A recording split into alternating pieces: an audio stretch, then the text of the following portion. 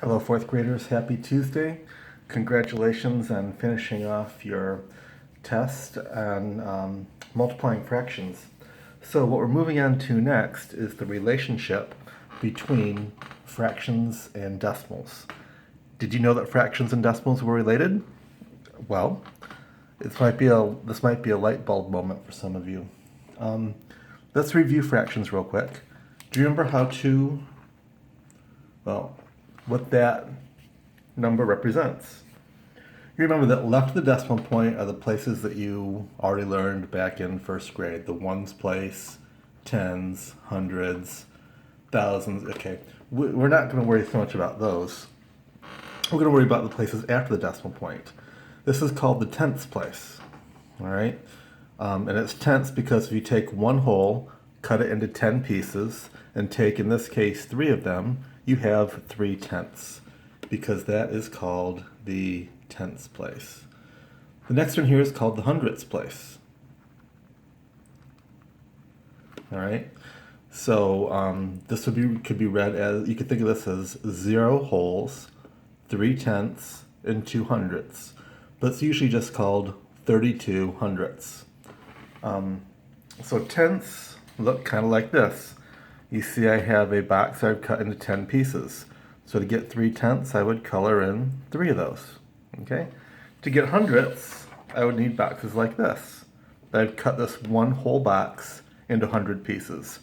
And if I colored in 32 of them, or if I colored in 3/10 and 2 hundredths, I'd get 32 hundredths. So 3/10 would be 1, 2, 3, and 2 more. That would be 32 hundredths.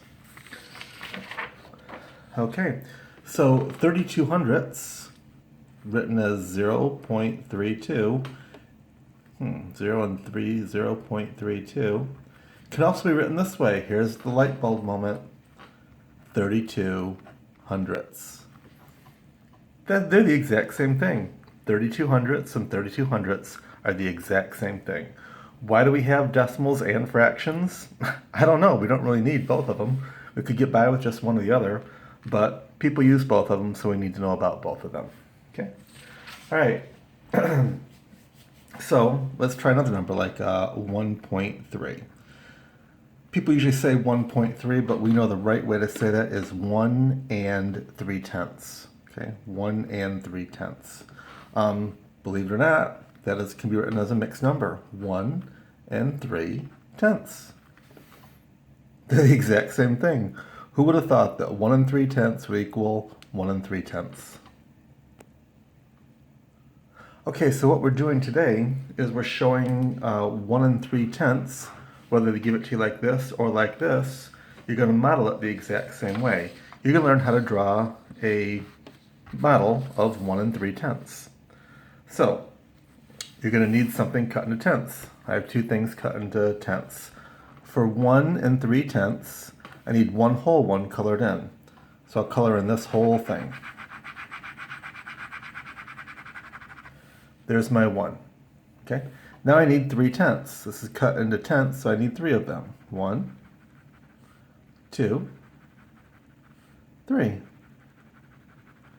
I have just colored in 1 and 3/10. Or you could call it 1 and 3/10. Either way, it's the exact same thing. Okay? In fact, on the assignment today, you might see something like this. It'll say 1 and 3/10 equals blank over 10. And he's got to change that from 1 and 3/10 to 1 and 3/10. So you'll see things like that. Then you need to color in something like this, the 1 whole and the 3/10. Okay? All right, they might also give you something like this, 0.17. Okay, as we learned a second ago, and earlier in the year too, this is really 17 hundredths. So it's the exact same thing as 17 hundredths. Now, how are you going to draw 17 hundredths? Well, you need one of these things. Okay? This is cut into 100 pieces. 10 by 10, it's into 100 pieces. So to write 17, to show 17 hundredths, I need to color in 17 of these. I know that going straight down is 10. I need 1, 2, 3, 4, 5, 6, 7 more. So that there would be 17 hundredths. What if I had something bigger like 1 and 32 hundredths? And they might give you something like this. This means what? They might give you something like this. Would you know how to fill those in? Right. It would be 1 and 32 hundredths. All right, so to color in 1 and 32 hundredths, we got to color in this one whole thing. We already have some of it colored in. Let's finish coloring in the rest of it. So that's the one whole, and we need 32 hundredths. 10, 20, 30 would be 3 of the columns, and then 2 more. 32.